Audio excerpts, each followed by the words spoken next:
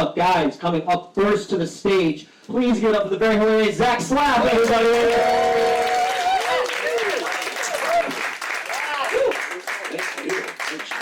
And thank you guys for coming out. A little bit more round of applause. Just a little bit more.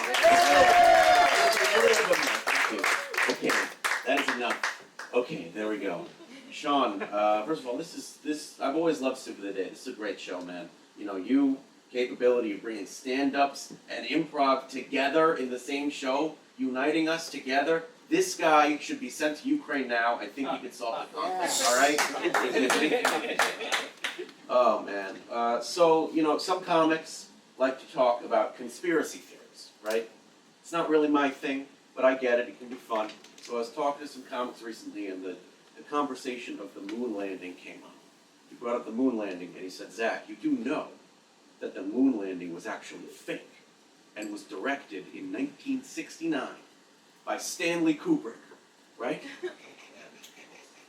You know how I know that the moon landing wasn't directed by Stanley Kubrick? Because I can actually follow what the fuck is going on in the moon landing, okay? Narratively, it's pretty simple, all right? Go to the moon, get some rocks, go home. I think that's a little too standard for old Stanley, right? You know?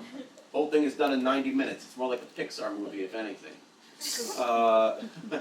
So speaking of movies, you know, people are upset because, oh, the Superman movie is too political or whatever. Well, you know what? Where the hell were you in Lilo and Stitch when Stitch got detained by ICE and sent to prison in El Salvador? Where the fuck were you, right? Come on, no Stitch, don't say it. Don't say Free Palestine, Stitch. They're gonna get you. They're gonna get you, Stitch.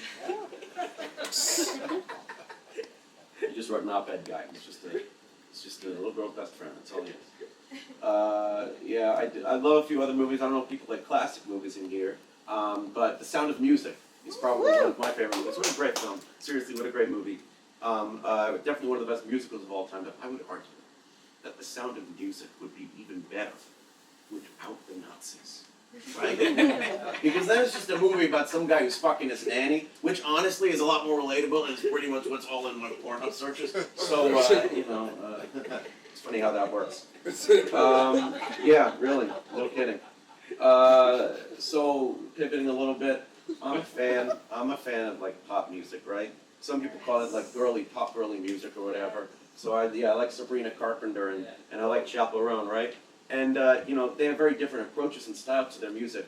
But they both definitely would have like bullied me in high school for sure. Like, come on, like that's like a gay straight alliance that was formed just to beat the crap out of me, right?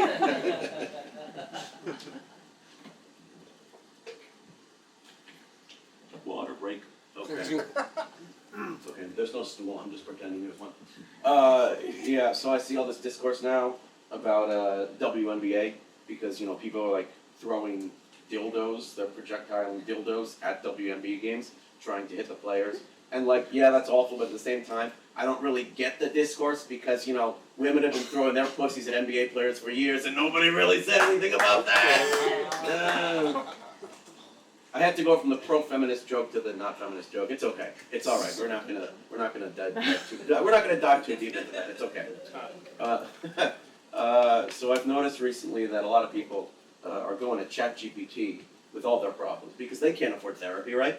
And you know, the problem is since ChatGPT doesn't have a soul, it just regurgitates everything you say and reaffirms you and tells you just how right you are and how amazing you are. And I'm just like, damn ChatGPT, that's not your job. That's ketamine's job, all right? Okay, come on. No, seriously, I'm sick and tired of AI taking everybody's job, all right? I did lose a friend to ketamine addiction. Yeah. He's not like dead, he's in Portland, which is basically like the same thing. No, but he got so deep in the K that he started saying that he could like read minds and like predict the future and stuff. Only thing he couldn't predict is that I'd stop talking to him. Now he's in Portland. Lord knows what he's doing there. Probably ketamine. Probably ketamine, right? If I can put my money on it, yeah. No, I feel like now we live in like what I call the double down society, where everybody instead of actually talking to each other, everybody just doubles down on everything they already think. So it's like, oh, you think I have a drug problem? No, you're actually the one with the problem with me abusing drugs. Like, no, that's not how this works. Like, oh, you don't like my view on Israel and Palestine? Well, guess what? You're not just wrong, you're misinformed, bro. You're misinformed. By the way, if you're ever in an argument with somebody and they say, you're misinformed, bro, you're winning. You're winning. Their back is against the wall. They got absolutely nothing. No, everybody, we got this double down society. I'm not in the Epstein files. You're in the Epstein files, right?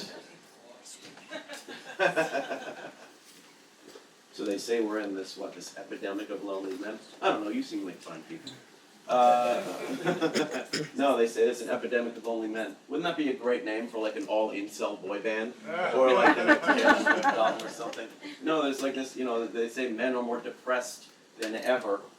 And, maybe, but luckily for most men, they don't have my mother constantly following them around, telling them that all they need is a little more sunlight and some exercise. God, I'm just so tired of being mom-splained to. It's really matronizing.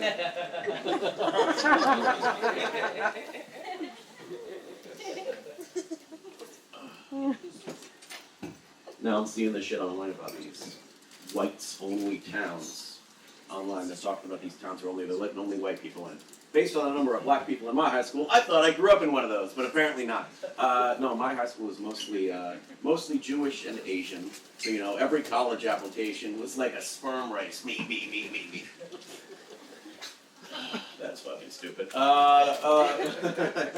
Yeah, no, but diversity, I'm sad that, people are trying to take away diversity. They want it gone.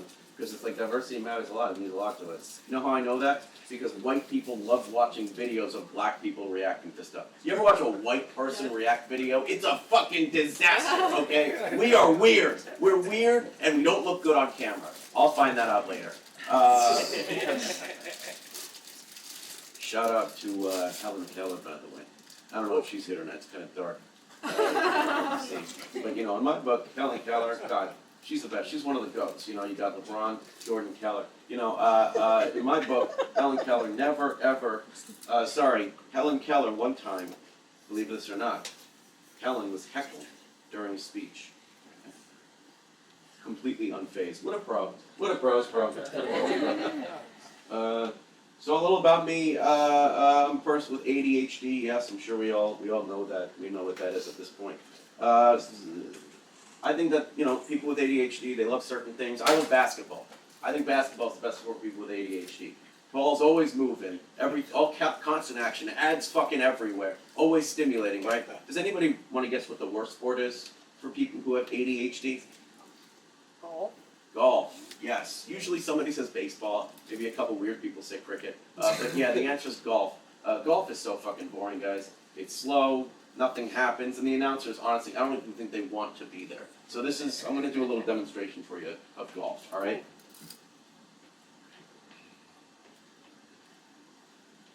And this is, okay, yeah, you got it.